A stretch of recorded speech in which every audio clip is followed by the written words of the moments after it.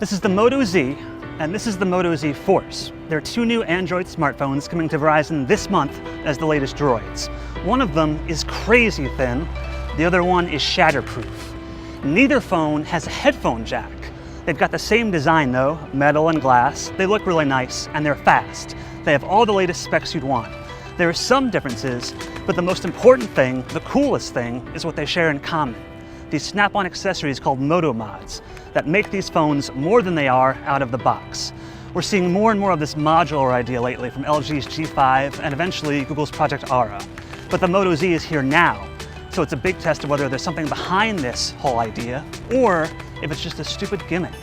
The Moto Z is the thinnest premium smartphone ever made according to Lenovo. It's the sort of thing that you do notice as soon as you pick it up. The Moto Z Force is thicker and heavier because it's got a big battery inside and a screen that won't crack or break no matter how many times you drop it. But let's start with the two big new things. First is that missing headphone jack.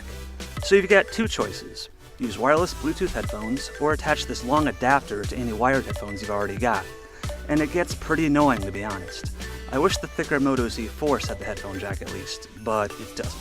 But then we get to the Moto mods. On the back of each phone are strong magnets and these little connectors that talk to the various add-ons. You can buy simple style covers to change the look of your phone, but the real draw, so says Lenovo, are these other ones. There's a speaker that attaches to the back and puts out louder, better sound than any smartphone could ever hope to do. There's a projector that can turn any wall into a Netflix movie screen, and you can also buy a battery pack to recharge on the go. No matter which Moto Z phone you buy, Moto mods work the same way, and they're guaranteed to work on future Moto Z phones as well. They're fun and different from your everyday smartphone accessory. You're gonna blow some minds when you show people how they work. But the question is, are they worth the added cost on top of the phone itself? And right now, not really. But this approach to a modular phone feels right. Whether it's one of the style covers or the much larger speaker, Moto mods snap on and never feel like they're gonna come loose. The JBL speaker and projector charge when attached to the Moto Z and plugged into a charger, of course, and you can also juice them up separately from the phone because each has its own USB-C jack. You'll see battery indicators for the Z itself and any attached Moto mods on screen, so you'll know when something's getting low on power. But I don't know why you would need these. Style covers, sure. They're only $15 and give the Moto Z a more personalized feel with different textures and colors, and they look nicer than a case would. JBL Sound Boost speaker though, that's $80, which is what you'd pay for a decent Bluetooth speaker that works with a lot of devices, not just a single phone. And the projector, let's talk about that projector. It's $300, that's half the price of these phones. It is easy to use, there's a focus dial, power button, and that's about it. And the picture is big, it'll stretch up to 70 inches, but it's only 480p and looks kinda washed out. I think that price ultimately is gonna rule this out for just about everybody. It's just too expensive. The battery cases are a bit more useful day to day, but they won't charge up either phone to 100%.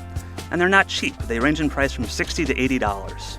And the thing is, both of these phones charge really fast with the included charger, so I'm not sure why you would need this. Maybe if you'll be away from an outlet all day long, then I can see it. Otherwise, you're probably better off passing.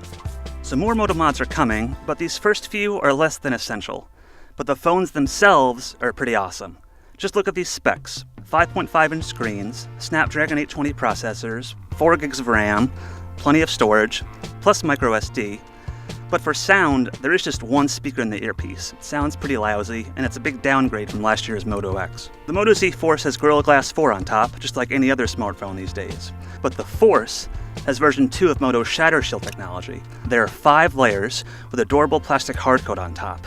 It'll scratch way easier than glass, but if it gets too bad, you can have Verizon replace it. What it won't do is break or shatter, no matter how many drops you put it through. This is guaranteed for 4 years, which is going to be longer than you're going to have this phone to begin with. Then there's the camera. Moto Z is the 13-megapixel camera. The Force has 21 megapixels. Both have bright f1.8 lenses with optical image stabilization and laser autofocus. And the Force tacks on phase detect autofocus as well. Neither really seemed like the obvious choice to me though. The Force does capture more detail, of course. Both get you good results, but they're really no better than any other 2016 Android flagship. The last key difference comes with the battery. The Moto Z has a 2600 mAh battery, and the Force has a much larger 3500 mAh battery. The plain old Moto Z already lasts through a standard day for me, and charges fast enough to where I never really missed the Force's bigger battery. Now, this being a Droid, Verizon shoves a bunch of terrible apps onto the Moto Z, but you can turn most of them off. And what you're left with is super fast performance with Motorola's popular improvements to Android on top. This is still the best notifications experience around, and Moto Voice is always there listening for your spoken commands and questions. But right now is not a great time to buy a smartphone.